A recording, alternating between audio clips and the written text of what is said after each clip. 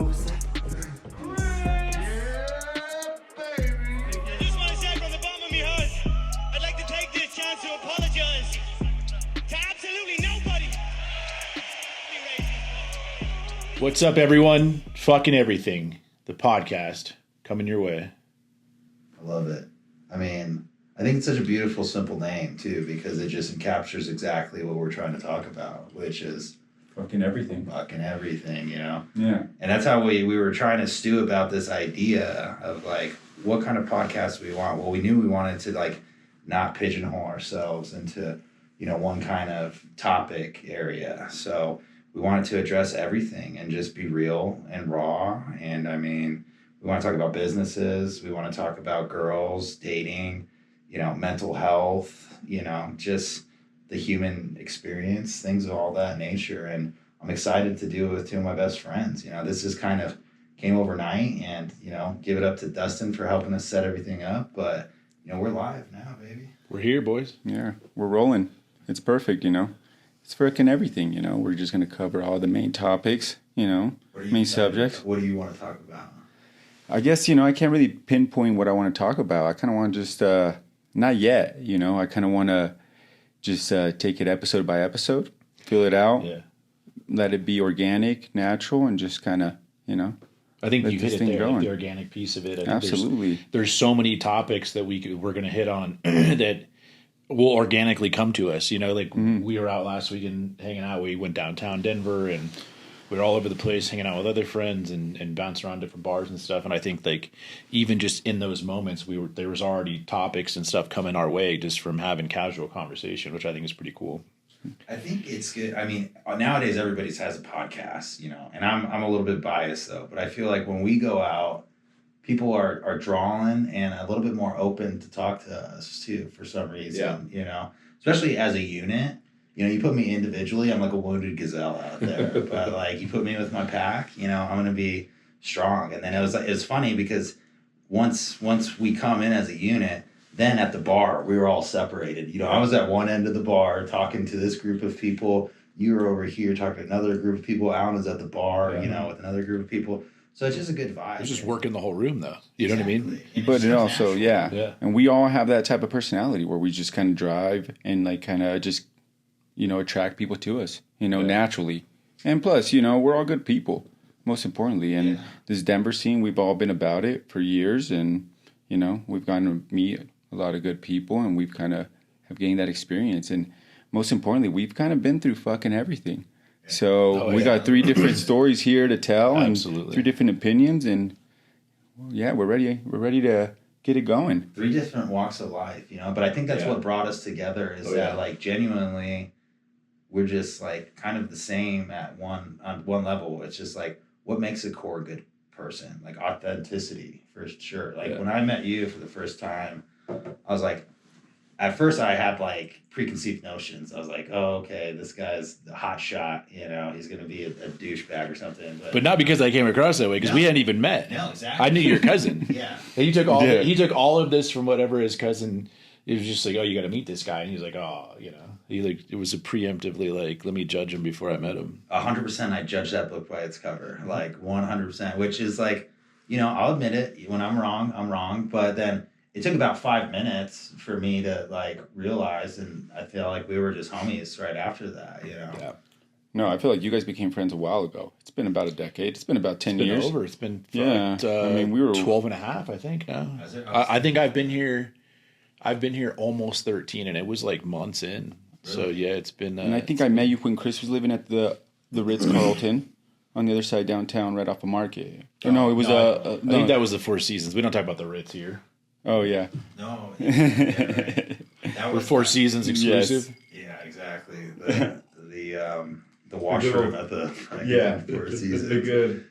That was some good memories of that place. Yeah, we've had some fun times, bro. But then you guys go back to childhood. Like, you guys went to school together as young kids. Yeah. And again, read the book by the wrong cover, you know. I think he's got a thing for that, dude. Yeah, he does. He's got a bad, first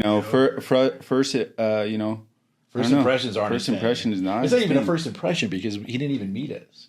And he does think he that. 'Cause judged sometimes it we'll based be out on- and about, and I'll be like talking to somebody, and he'll be like, "Oh, that guy is so and so," and I'll be like, "No, he's not that bad." And then next thing you know, they end up being friends or something, all or it of a might be a sudden they're like- business they're homies, contact yeah. or something. So It could be like a defense mechanism. It You could. know, it's It like could. maybe I don't want to let people close to me, so I assume the worst. I don't know, but Yeah. it was the same thing with him. You know, with you again, 5 minutes with him. I remember we used to have these competitions where we would do the worm, like inside the classroom, and who could do the worm. And for some reason, I was like the best at doing the worm. breakdancing was a big thing back then, you know. Yeah, of course. It was late '90s, it was a thing. It was the day. And Yeah. then, so this guy comes in, he's like, I don't even think I've ever seen a Mexican before, It's like, he comes in and he's like all shy and stuff. And then he's just like, can I want to try. And this guy's just like getting vertical on the worm, just like you could roll under. That's because he's Polish and he's Yeah. never lived a day in the U.S. until he fucking... No, absolutely. But no, when I did move to Westminster, I was probably like the first Mexican kid that has came into the neighborhood in that whole area. Yeah. I was very foreign. Let's just say, I want to be clear. It wasn't the foreignness that turned me off. It was the fact that you just came in here and trumped me at my own worm game. Yeah, Well, because you were running the school up until that point. Yeah. Yeah, No, it's especially great. the classroom. Yankee, Yeah. And then we came in and that was it. I mean, we've been friends ever since. It's been I love it. ups and downs, and Yeah, now that's you guys how I live met together. you. And Yeah.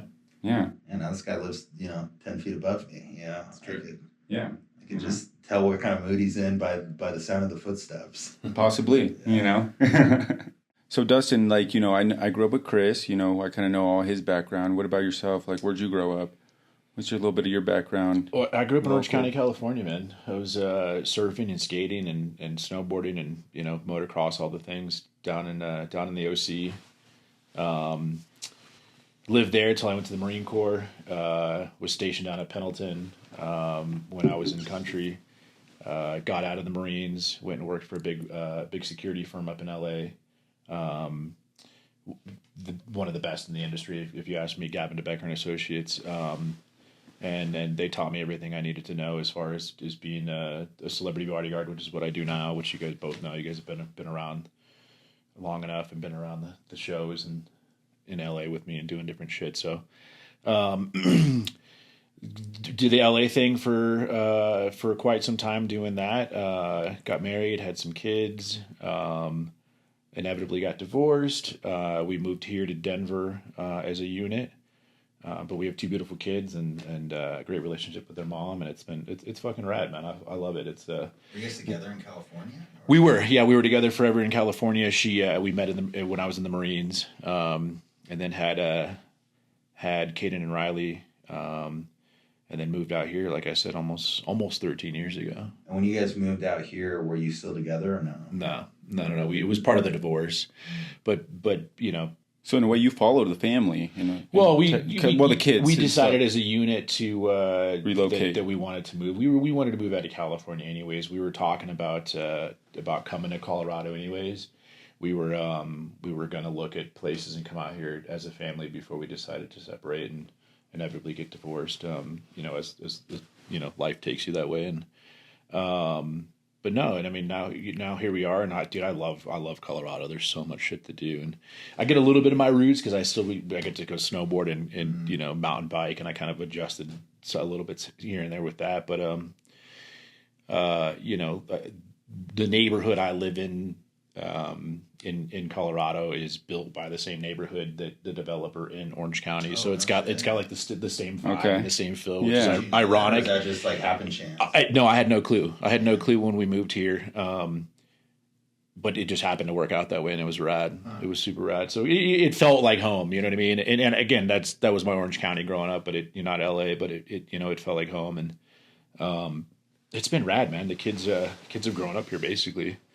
My daughter's a sophomore now, and 15, almost 16, going on 22, and about to drive on her own and get a car and all those things. And Caden's off to college now in Arizona, and he's doing his thing. I literally just got back a few hours ago. I was hanging out with him all weekend. So yeah, this guy just got. It's crazy, man. It's fun, but it's it's life. You get married, and some marriages end in divorce, and you just hope that they're you know, that they're amicable enough that you can have a great relationship and focus on the kids and raise kids to be fucking the best people they can be, because the world is crazy. The world is absolutely. The world is nuts. I think people, you know, the way people parent is not what it used to be. I think there's a lot of things in today's world that's not how it used to be. Some good, some bad. You know, I'm sure we'll dive into some of those topics. No, I totally other agree episodes. with you. But you know, it's you know, I'm thankful for their mom. I'm thankful for the relationship we have. I'm thankful for the kids that we created and essentially put out into the world, because I think they're two very smart, very respectable, super nice kids. They sound like it. It sounds like you guys have been doing a good job, even though, you know, you guys have had we separated or whatnot. Made some fuck ups. You learn along the way, and you know. Oh, parenting's not easy, you know, and that's it. And that's a huge part of it too. Is just taking it day by day, learning, and just you know, there's times, you know.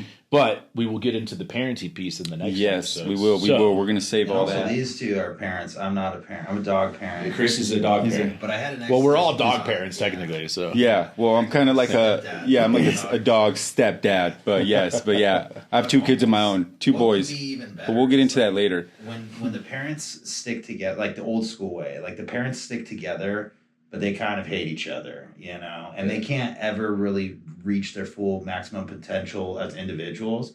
Whereas like nowadays, it's like you can be separated, have children, and the relationships can still be strong. Now, like I know relationships that the mom and the dad don't get along, but I've seen relationships where they do get along. Like, is that almost a better thing than being forced to like be with somebody just to be the parent? You know, because now these kids, they have the best of their both parents, you know, because there's not that everyday, I don't want to say tension, maybe. Yeah, exactly. Yeah.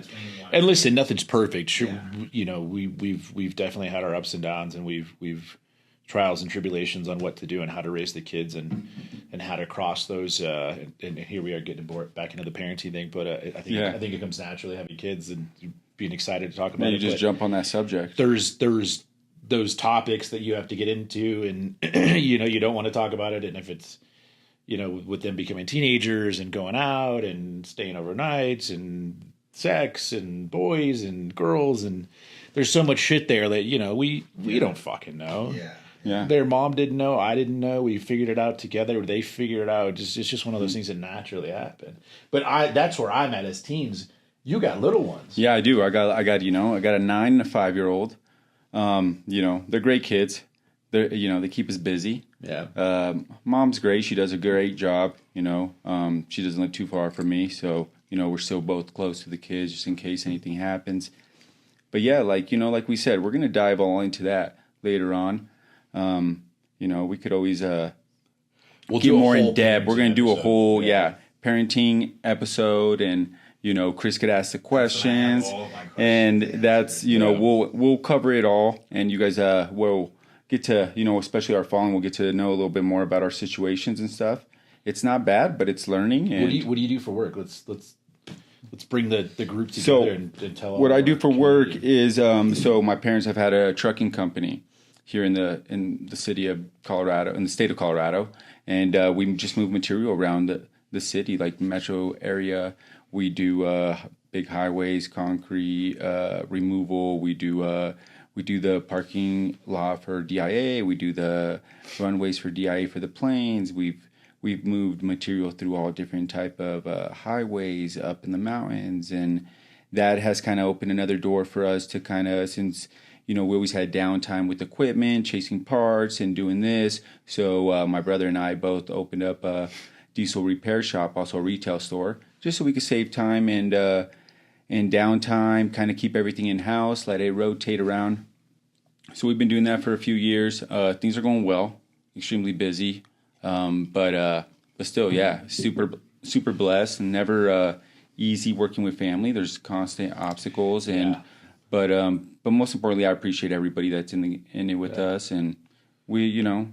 How does weather factor into that, like during winter here? Because we, you know, our winters are kind of great. We get snow one day, then it's gone the next. But on the days we do get snow and it's pretty it's pretty bad. Like, Yeah. does that affect the job? Oh yeah, absolutely. Okay. Most importantly, like we're probably like mostly less busy, or like the weather affects us more, like from January to probably March. Yeah. You know, we're gonna finish this year Where off it's strong. dumping. Yeah. Yeah. Right now we're still working pretty good. Everything's rolling. You know, we got 23 units. We get the whole fleet out every day. We also have a broker's list of like probably 28 to 30 trucks. So, you know, we get a couple trucks out daily underneath the, you know, our umbrella, our platform, you know, of company. But no, that's what I do on a day to day. It pays the bills, and you know, it's all family business, and you know, It's cool that it's a family business, and you guys, you know, like there's you a said, little bit it's more tough to pride in work it, with and family, like but- you know, it makes you want to keep going, and like you know, my parents have have basically worked my whole childhood, you know, like even growing up, like going back to mine and Chris' childhood, like we basically grew up on our own, you know, mom and dad were always just busy. I was always the kid that plays sports. Maybe they showed up, and if they did show up, they're going to be probably late or on the phone, you know, but it's Again, okay. Another episode. Another episode. Stay yeah. tuned. Yes, absolutely. Yeah. We have a lot to talk about. Yeah, most there's so importantly. much shit to talk about, guys. We're fucking we're scraping the surface here. We're just, you know, I think it's just the big intro. everything, right? Yep. I will say that's a great leader for an intro too, of like scaling to success, because when he did show up that first time for the worm competition, I think they were living in they had just moved from a trailer, and they had one truck to now he's like handling over 60 units. So seeing the growth. Maybe he didn't want the world to know he lived in a trailer, though. No, that we're all about the whole. My parents were literally like This shit is raw, guys. It's the American dream in a way, unscripted. you know. Two immigrant parents came into they came into the United States just trying to find their way, and it took them a while, and they just kind of put everything they had into this industry, but I'm thankful for it. I love that. It's built me a good life. It's helped me raise my kids. It's helped me build character, hard work, and nothing comes easy. Most importantly, Right. Everything comes out of sacrifice. No, I think we all three of us know that what it takes to fucking get the job done. We all work our asses off. We don't see each other all that much, like in the middle of the weeks, and sometimes like there's a month that'll go by, we'll blink, but it's like we're Maybe all even fucking months. working our asses off. You know what I mean? It's like that time just goes by, like that. Yeah. It does. Times What does fly. fill us in on what you got going on in that world of work? I know you're. I mean, so I never Super really busy. knew what I wanted to do. I didn't really have a lot of guidance from my parents. My mom, she just had just like she didn't go. She wasn't college educated. Neither of my parents were. Both of my parents are immigrants too, from Poland. My dad was like an airplane mechanic. That was cool. My mom worked for doing like customer service for like a large pump manufacturer. So I never really had like any guidance. And again, we kind of like raised ourselves. So I just like always wanted to get involved in like interesting shit, and somehow I found a knack for being able to do that. After college, I just I started working for one local developer / restaurateur, and he kind of took me under his wing and showed me what wealth high net worth type people were. And he was even super high net worth at this point, but his manifestation skills was another thing that he had taught me. So I had work from him, got exposed to high net worth people, celebrity type scenes, and then I just kind of just bounced from one high net worth dude to another. I didn't even really have to look for it. It was more like a manifestation, and it was all construction based. So ultimately I'm in commercial construction. Right. Am I a commercial construction expert? By no means, But you've done some big projects. I mean, you definitely have a resume under your belt. But you say you're not an expert, but to some people you would be, because I've been around when you've done some massive projects, and No, absolutely. Even though you didn't maybe work for a huge construction company and work your way up to construction manager or whatever, project manager, you still know the knowledge and you know what it takes to kind of build the pieces to get it. You just did it a different route. Yeah. So I didn't go the conventional schooling route for it. But that's like the,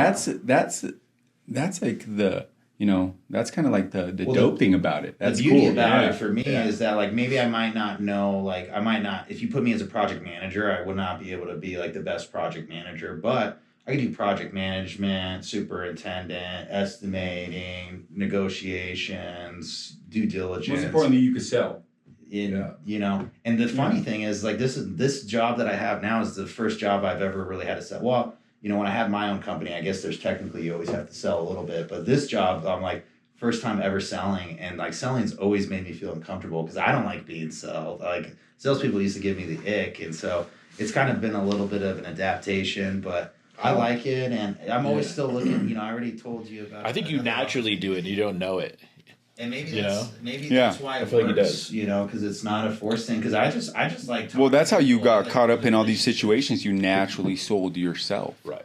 You naturally sold who you were and what you could add to these companies and these people, like who hired you. They saw something, beyond it all. So that's the trick, and ultimately, and that's a skill itself. That's amazing, because the most knowledgeable construction guy can't even dream about putting himself in some certain positions that you've been in, And again, going back to what I originally said, what I wanted to do is just get myself involved with cool stuff. So like in a way, I'm kind of doing what I always wanted to do. Maybe as I get older, I need to structure it more to like have a more finite type plan with it, which, I'm getting into things I was telling you earlier, and about like the people I've been talking to in Wyoming, but it's just, there's always like a different weird thing going on in my life. And I kind of enjoy it at this point, because otherwise I'm like, you only have one shot at this life. Like, I don't want it to be boring. Right. I don't ever want it. But it works for you. It's your different and weird thing that you figured out and honed in. A lot of people can't do that. A lot of people need that structure.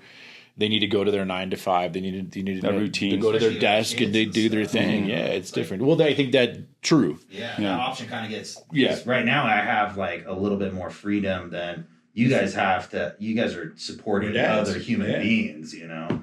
Right now, it's like me and Lily. We have the same eating schedule. And by the way, Lily's his dog. Yeah. Just so you guys know. Lily's not my daughter. Well, not his daughter or girlfriend what is Lily, or wife. By the way, what is Lily? Is Lily a German? She's a German Shepherd. Yeah. And I had got the idea from one of these like rich families that I work for. They had like these $100,000 German Shepherd Belgian Malinois mixes that like these dogs were just fully trained, highly intelligent. Yeah. They knew how to fly like president dogs. Yeah, the same dogs were the president that's from. And so I was just like, okay, well, I don't have $100,000 to spend on a dog, so I just got the German Shepherd, and they had actually let their trainers weren't supposed to like train Lily, but they had already bought like 4 dogs from them before, so they gave Lily a couple training lessons. They brought her in the mix. She's like at that perfect level of like dumb idiot and like super smart dog. There's no better way to describe it. But she still listens. She does well. Yeah. Do you have your own dog, or is no? So Lily. Anytime you're taking care of the dog, it's Lily too. Yeah. You're just filling in when he's playing softball. Of course. When he's playing softball or fucking off somewhere. Yeah, or, he might have like a date right after work, and gotta let her out. Yeah. He might be in the springs. Let her out, feed her a little bit. Makes sense. I pet her. I'm not much of a dog guy. Let's just say. Whoa. Okay, no, all right. He's separating himself, folks. Let's no. He's separating himself, folks. Let's calm down. We might have to make a whole new episode just for this. No, I do. I just recently got my kids a new pet. Yeah. Tell them what it is. What'd you get? It's a gecko. It's a gecko. They named her Pancake. Super cool. But they're a lot of work, are they not? Like do they take a lot? Like you need to. I guess the setup is intense. No. No, not at all. Because we had bunnies. I went from bunnies to a gecko. Oh my god, that's like comparatively to bunnies. Yes. They're a lot easier. But in terms of, doesn't it need like a tank and like a mister and a heat lamp and like all this crazy shit? It's got a heat lamp. I mean, it's got a little like a little tank. It's got like some little like, I forget what it's called, like that wood mulch, Yeah. I had a couple worms. Live worms and stuff. Yeah. Yeah. And then, she drinks a little bit of water. It's a perfect animal for him. We pull her out every once in a while, Yeah. I mean, the bunnies were just insane, though. Like, you had me. I was like, Oh God, I like. Oh yeah, like I would There's be at work all day. Lovers out there, guys. It's, No, I know there are. Not hating on any bunny lovers, any bunny breeders, but it's for some people and it's not for others. Yeah. And I was one of those others. And most importantly, just a tough pet? It's just a big upkeep, man. Yeah, like you got to be well. And not only that, I did no research before I got him, so I was just winging it. Sounds like most of us men. Yeah, and so just jump into it. I had an incident. I don't want to talk about it. We don't have to go on subject. One got a little sick, but we bounced her back, and that was it. I was just I had a little bit of a Let's. I know you don't want to talk about it, but every fucking dad out there and mom has gone through this, and I can almost guess what you're gonna say. Did the bunny die? You know what? Yes, off the record, the bunny. This is fucking everything. So I'm going to speak here right now. I've done it. This is what happened. No, I'm going to be dead ass. I'm going to be dead ass right now. So what I did was I fucked up and I bought a hamster drinking. So like it's like the little ones that they go up and they like suck on it, like the ball, like the ball. Well, bunnies don't drink water out of there. I had no idea. Bought the wrong fucking thing. And, they weren't drinking that much water. It passed away. You replaced it with a similar looking one? Oh, I had to call the same bunny lady, and I was like, what do you got the closest one? She's like, oh, this one, she knew I was in, You were in some deep water. She's like, all right, did it work?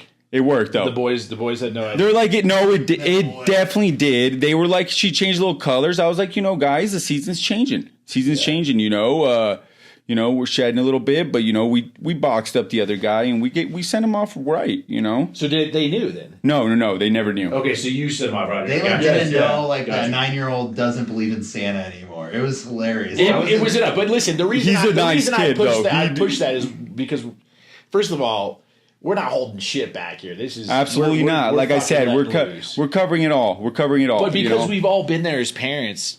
That shit happens, dude. No doubt Riley's guinea pig died and we replaced it, and there might have been a goldfish at some point, and that shit happens. Man. And there's plenty of people. And let us know in the comments, guys. Chime in when we post this. Let us know in the comments if that's something because we know it's true. Everyone's fucking done it, dude. Yes, everyone's done it. Yeah, so we try not to. Obviously, we're not. The poor fucking goldfish from the carnival died, but like. It was Caden and Riley's favorite little pet in the moment. They were super stoked they want it. Like it was a whole thing. You're probably just like, what do? You freak out. To break the heart. Especially a single parent because you're always trying to kind of do well without the other partner, Especially like you're trying to balance it. You're trying to balance it. You're trying to do your part. And you're not trying to, any fuck ups and stuff, Yeah. And I came from like two, immigrant parents, they never allowed pets in the house.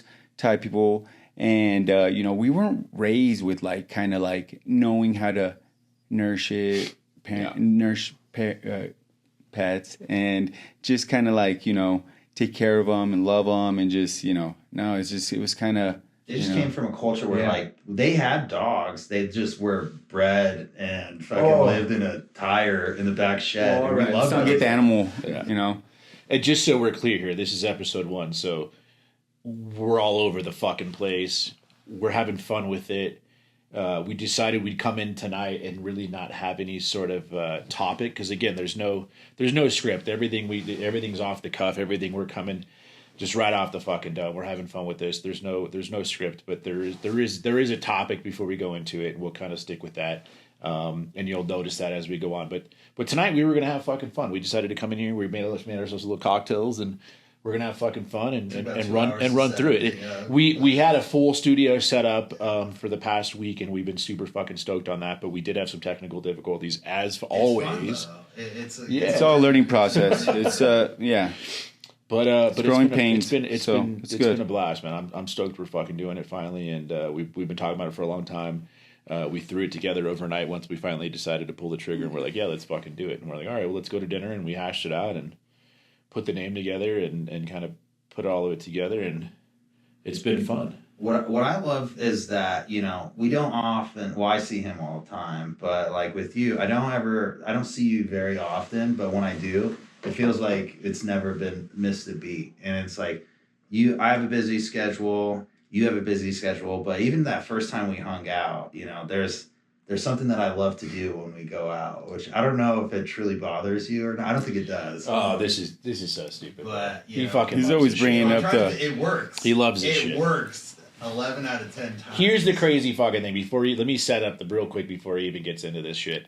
Should we even name drop like that? I don't know about it though. Like I don't know I don't know that he's doing it. No. And then I look over and I see this shit eating grin on his face and I'm like, oh, he's doing it. Yeah, he's doing the thing. He's doing it.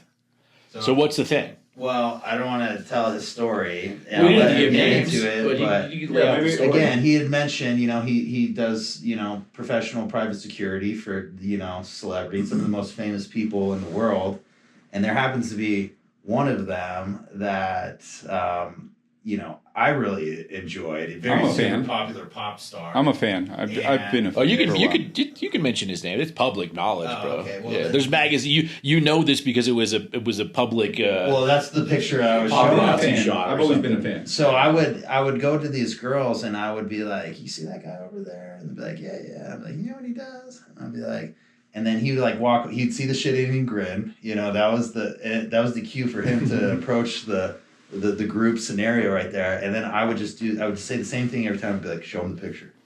He's mid turning the phone right as I walk. I don't like you're an idiot. And there's this picture of Justin Bieber jumping out of like an SUV. He was jumping out of our in Europe. There's vans. There's no SUVs, okay, so he was jumping out of one of the vans. That picture is famous because I remember people wearing T-shirts. Yeah. And I'd be like, and they'd be like, show them the picture, and then I would show the girls, and then it would like. The lag rate of them to like see the photo and then recognize that I'm the guy next to grab and then him, seeing their emotional level jump from like, oh, here's just another group of guys hitting on me to like, oh my god, this guy, boom. It was like all of a sudden Chris had a date. Yeah, exactly. No, that was a crazy. I have that picture on my Hinge profile. There's like you, but it's like a half screen, and there's that half picture. Of my face. Yeah, there's that picture with you. I'm like, he's my friend. Show him the picture. AI yourself in the shot? That would be. Now you can do that. Now you could really, pull that off. Where it's like you might be like the driver or something. It's an interesting, fucking everything. Foundation. I think we have to set is like, tell us what you do exactly. Like you said, I'm a celebrity bodyguard. I've been doing it for almost 20 years. It's something I came out of the Marine Corps and kind of, I didn't know it was a thing. I didn't know it existed. I didn't know that celebrities had security. That was a whole new world to me. Obviously, common sense now and being in it, like, yeah, of course they have security. But like, dude, I was at the time, it was probably super exciting. I was super young. I was went from high school into the Marines, got out of the Marines, and I was actually in the running in the LA Sheriffs. I was going through their program. I was well into the interview process with the LA Sheriffs, and then came across this company called Gavin DeBecker and went through the jump, kind of jumped through the hoops with those guys. And I was like, well, who's going to pan out first? And I had just had Caden, and I was just getting out of the Marines, and it was a whole thing. And Gavin DeBecker panned out. I ended up working for those guys, and yeah, I mean, I started with athletes and actors. I've worked with some of the biggest names in the sports world, and some of the biggest names in Hollywood. And eventually, when we moved to Denver, obviously there's no celebrities here, so I got into the whole touring side of it. I kind of avoided it. Yeah, kind of avoided touring for a long time. Eventually got into it, and one of my big artists that I was with for a long time and did a world tour with. God, I don't even remember. I don't even know. We did a ton of shit, but full world tour was Justin, and had a ton of fun, man. Got to see a lot of parts of the world that most people don't see, or from the way I get to see them, and I've been doing primarily music since, and it's been a blast, dude. I just do you have like a preference between like musician, actor, athlete? Not really. It's all different. It's all fun. In terms of what I do specifically, it's all the same because I'm protecting them. You know what I mean? I'm protecting them from, stalkers and harassment from fans or different things, but for the most part, like their fans love them, man. It's not even like I'm protecting them from their fans. I'm there to make sure everyone has a great time and is making sure that everyone is most importantly he gets back to wherever he's but going safe. The behind the scenes, and a lot of people don't see and a lot of people don't know, is there's a lot of stalkers. There's a lot of crazy people in the world that do go after these people, that do have infatuations with these people. You know, there's a story online with Justin, back to Justin, like there's this guy that was in prison and he was never getting released. However, his two cellmates were getting released. They were up for parole. So, I guess they looked up to this guy or whatever. So he had a hold on him. So he told these guys, hey, listen, I am obsessed with Justin. I want you to act out this plan of killing him. And like, it's a whole thing, bro. And so the story reads, and again, it's online, and the story reads that these guys got out of prison, packed up the trunk of the car, had all these tools and all this shit, and had... Was he Canadian? No. Oh, no, Jesus. just American fucking weirdos. Just American nutcase. Drove into New York where we were. I think we were at Madison Square Garden doing shows. Drove across state lines, came into New York, rolled a stop sign, and got pulled over. When they got pulled over, they immediately rolled because they were on parole. Immediately rolled on the guy and told the whole story. And literally were like, yeah, we were coming to kill Justin and how we were going to do it. We were coming to kill Dustin, his bodyguard, and they named another bodyguard that was his old guy. And it was like a whole thing, and it was a whole write-up, and like we heard about it, and I was like, what the fuck? That's but like that's what. Not only that, probably at that time, like, was he probably like in his 18? Yeah, teens. 18 years old, man. Well, that's what I'm saying. Like you were in the military. You're a little bit more trained to handle situations of this nature. Like, how does an artist that's 18 handle that?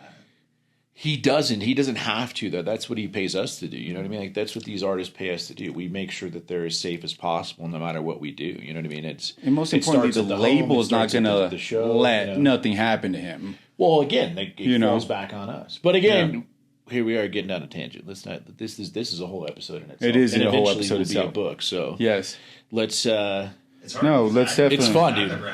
It is fun. We love just jumping on. We'll do a whole episode on this. I mean, the celebrity body. No, yeah. Well, we're having fucking fun tonight, boys. We're enjoying our episode 1 and our first time and our launch, and we're all over the fucking place. But we really were. I will say, if we have 1 viewer or 1 million viewers, I've still had fun just doing this. You know? Honestly, for me, I want to build a community. I want to build a platform for everyone. Everyone can come and feel comfortable and feel safe. You know, they can bring stories to us that we can talk about. They can bring, answers to some of the topics we've brought up and we've asked, like chime in and make a full community out of it so we can all have a platform to kind of feel safe. You know what I mean? I mean, it goes into the whole mental health thing that we're navigating right now, putting an episode together, and specifically men's mental health. It's not talked about. We're supposed to be manly. We're supposed to be fucking, brave for everyone. And we don't get into our own feelings, and we don't focus on ourselves because we're focused on other things. And so, anyways, and that's we're building the community too. Here. Yeah, we're building the community here. But just on that subject, I just want to say one thing. Men don't build each other up enough like women do. Yeah. A lot of guys, that ego, they're always trying to be the better one. They're always trying to be the one. So it's always it makes it more of a subject that's difficult to speak on, like mental health, or like admit you have had your own mental challenges, because it's like you're almost kind of showing some weakness, especially to the other alphas out there. Yeah. Listen, boys, this has been fun. This is very much our first episode. We chopped it up. We were all over the fucking place, but again, fucking everything. It's why we named it that. It's exactly why we named it, because we knew we were gonna have fun with it. So yeah, we bounced around. We talked about our fucking everything, and I'm proud of us, boys, for getting to this point. And most of all, we wanted you to see us and get to know who the fuck you're listening to every week, and hopefully being a part of our community. Absolutely, and you guys will definitely get to learn more about us, and on a deeper level, and we'll all kind of express our own opinion on things, and it's gonna be about fucking everything, So let's knock it out. I think it's great. Let's just end it on that. I'm Chris. Dustin. I'm Alan. Good night, America. We're out.